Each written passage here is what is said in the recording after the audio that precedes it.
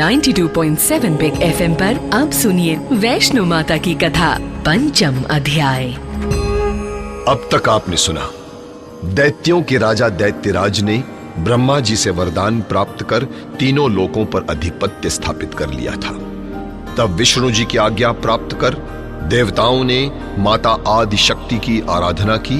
त्रिदेवियों के तेज से माता वैष्णो की उत्पत्ति हुई।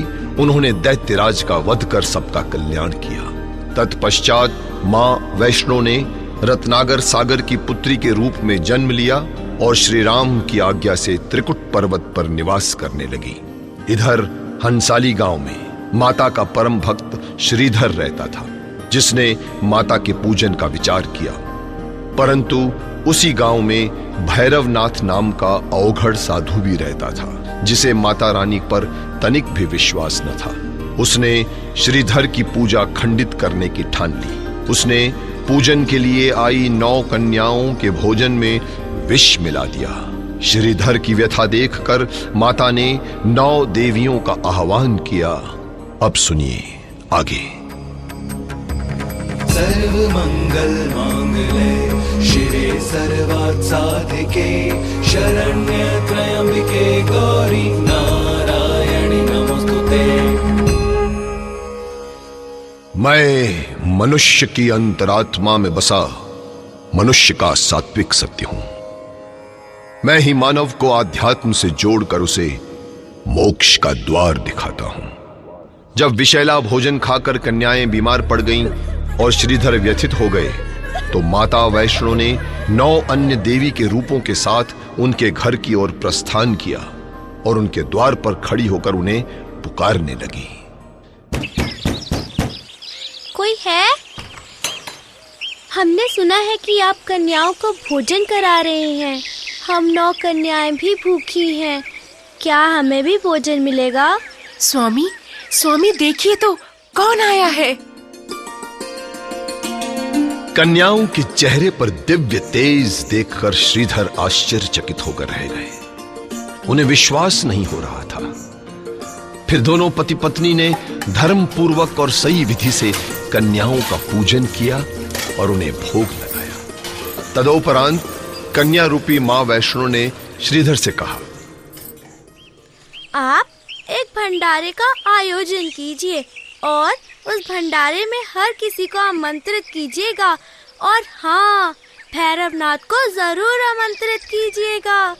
यही माता रानी की इच्छा है।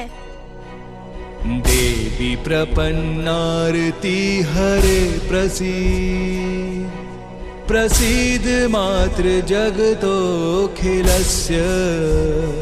प्रसीद विश्वेश्वरी पाहि विश्वम् त्वमीश्वरी देवी चराचरस्य।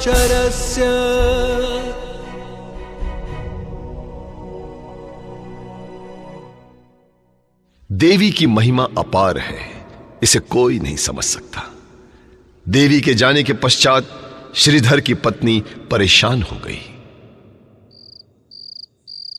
स्वामी, इन दिव्य कन्याओं ने हमें भंडारे का आदेश तो दे दिया, परंतु हम गरीब इतना बड़ा भंडारा कैसे आयोजित करेंगे? भाग्यवान, तुम चिंता न करो। माता रानी ने राह दिखाई है तो मंजिल पर भी वही पहुंचाएंगी। जय माता दी, जय माता दी। माता वैष्णो पर अपना अटूट विश्वास रखकर श्रीधर और उनकी पत्नी ने भंडारे के लिए सबको आमंत्रित करना आरंभ कर दिया और वो निमंत्रण उन्होंने भैरवनाथ को भी दिया।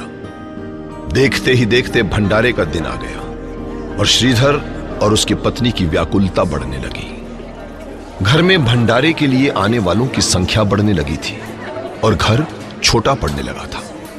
श्रीधर और उनकी पत्नी ये सोचकर परेशान हो रहे थे कि उस दिव्य कन्या का कहीं अता पता नहीं है।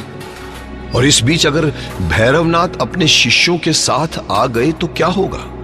घर में आए मेहमानों का आव भगत कैसे होगा? यही सब अटकलें लगाते हुए श्रीधर और उनकी पत्नी माता रानी की प्रतिमा के सम्मुख बैठकर चिंतन करने लगे।